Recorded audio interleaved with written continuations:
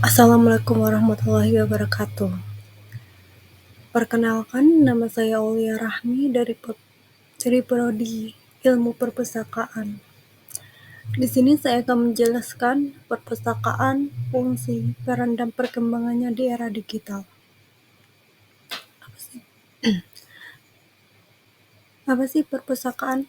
Perpustakaan adalah tempat yang mengumpulkan, menyimpan, dan menyediakan berbagai jenis bahan perpustaka. Bahan perpustaka itu seperti buku, majalah, jurnal, dan media lainnya yang dapat digunakan untuk belajar, penelitian, atau rekreasi. Nah, perpustakaan digital adalah perpustakaan yang koleksi bahan pustakanya tersedia dalam bentuk digital atau elektronik. Koleksi ini bisa diakses melalui internet seperti e-book, jurnal, elektronik, video, atau dokumen digital lainnya. Nah, fungsi perpustakaan apa sih? Fungsinya sebagai simpan karya, sumber fungsi informasi, fungsi pendidikan, rekreasi, dan kultural. Fungsi simpan karya itu adalah tempat untuk menyimpan berbagai alat tulis dalam bentuk cetak maupun digital.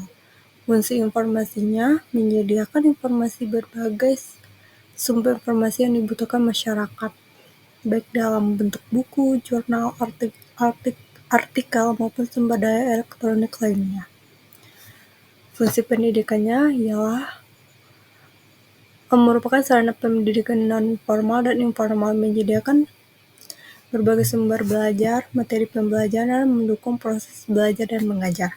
Fungsi rekreasinya, perpustakaan dapat menjadi tempat yang nyaman dan kondusif untuk membaca, belajar, berinteraksi dengan koleksi buku dan informasi lainnya. Fungsi kultural, perpustakaan yang berfungsi sebagai media untuk melestarikan dan mengembangkan budaya dengan menyimpan dan mempromosikan sebagai karya seni, sejarah, dan tradisi lokal. Nah, sekarang perannya nih. Peran perpustakaan adalah penyedia informasi, sumber belajar, penunjang penelitian, penyelenggara literasi, pemelihara warisan budaya, dan ruang publik yang inklusif.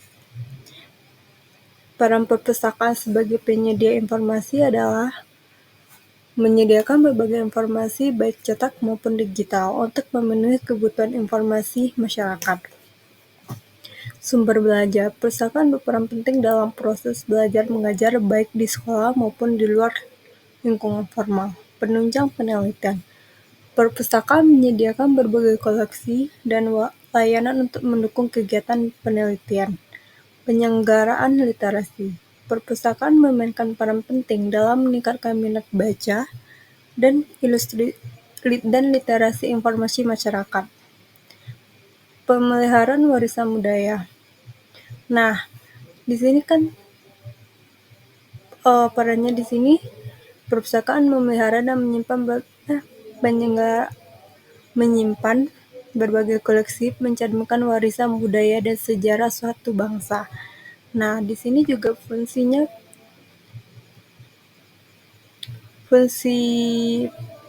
dan peran perpustakaan ini saling terikat gitu. Pokoknya perannya itu sebagai warisan budaya dan fungsinya itu fungsi kultural. Perpustakaan berfungsi sebagai media untuk melestarikan, jadi saling berketerikatan. Nah, seperti itu. Nah, perkembangan perpustakaan di era digital. Digitalisasi koleksi buku. Digitalisasi koleksi. Pertama, perpustakaan digital. Akses koleksi secara online tanpa harus datang ke lokasi.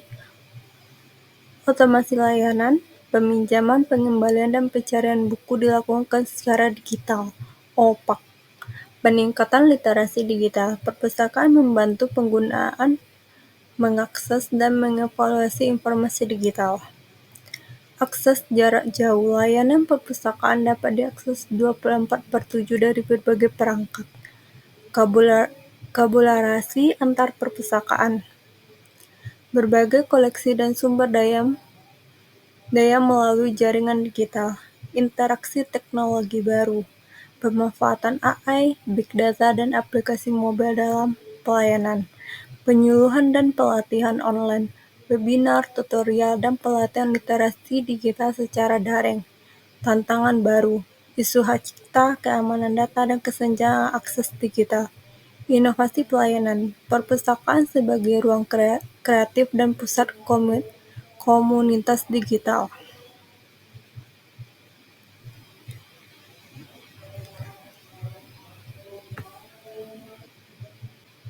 Nah, tantangan perpustakaan digital nih, kesenjangan akses teknologi digital divide.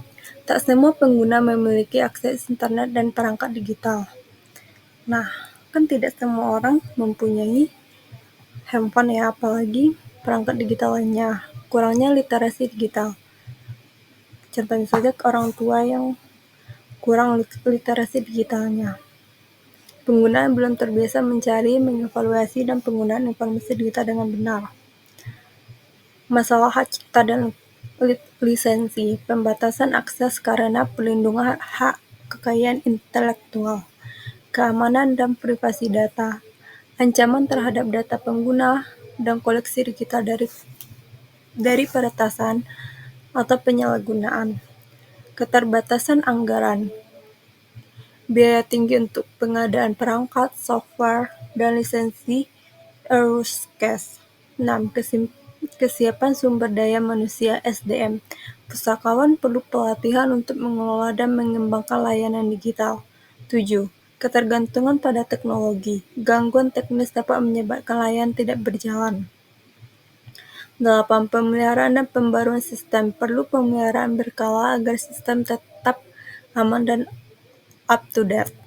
9. Tantangan interaksi plafon. Sulitnya menyatukan berbagai sumber dan format digital dalam satu sistem yang mudah diakses. 10. Kurangnya interaksi fisik dan sosial. Perpustakaan digital cenderung mengurangi ruang interaksi langsung antara pengguna.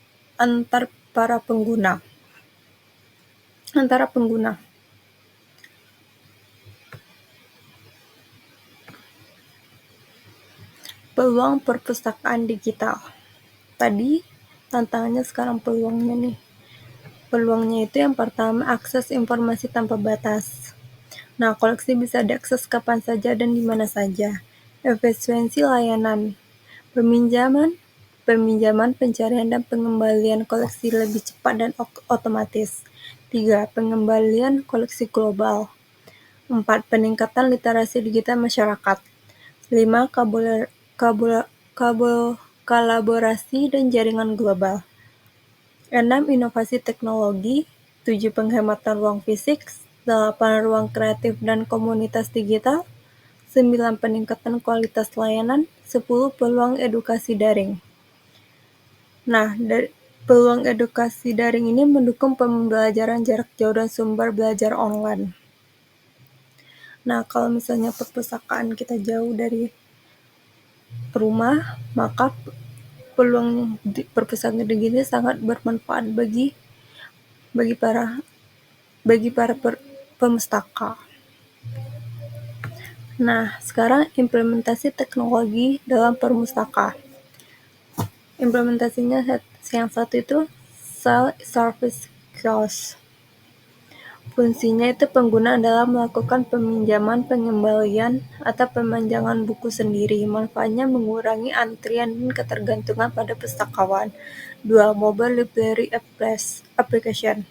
Contohnya, iPurnas, aplikasi perpustaka universitas. Fungsinya akses e-book, pengecekan status buku, notifikasi jatuh tempo, dan lain-lain. Manfaatnya akses perpustakaan lebih fleksibel melalui perangkat mobile. Database online dan e-journal akses. Contohnya, ProQuest, Center Direct, IBSCO. Fungsinya akses jurnal internal dan data ilmiah terkini. Manfaatnya mendukung riset akademik dan penulisan karya ilmiah.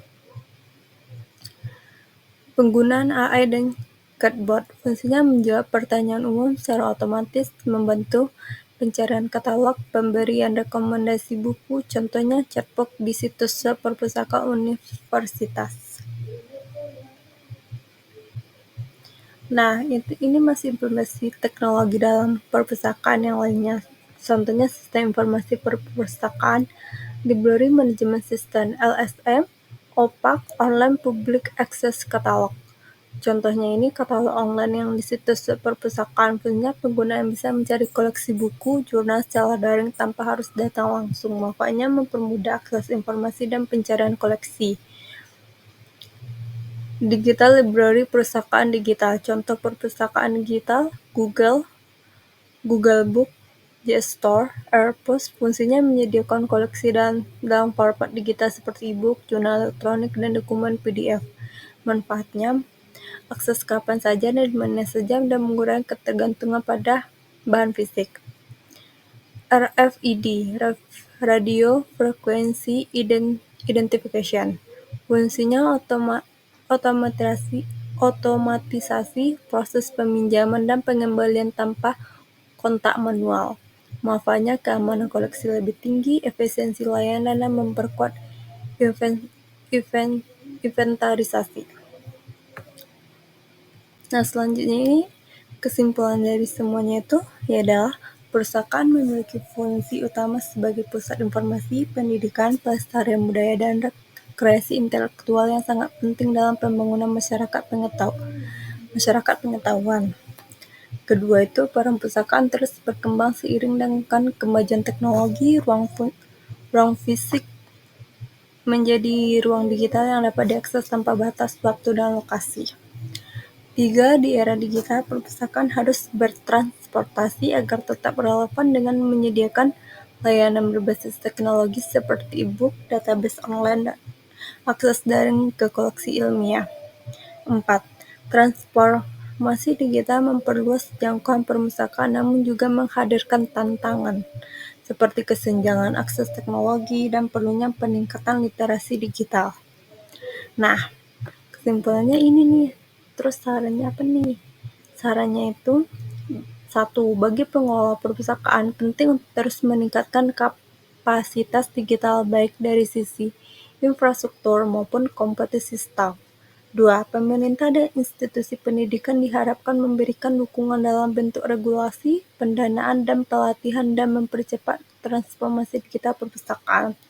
3. Masyarakat khususnya pelajar dan mahasiswa disarankan untuk lebih aktif memanfaatkan layanan perpustakaan digital guna mendukung kegiatan belajar dan riset. Yang terakhir, perlu dilakukan sosialisasi dan edukasi berkelanjutan untuk meningkatkan kesadaran akan pentingnya literasi informasi di era digital. Nah, sekian penjelasan dari saya. Terima kasih atas waktunya teman-teman. Assalamualaikum warahmatullahi wabarakatuh.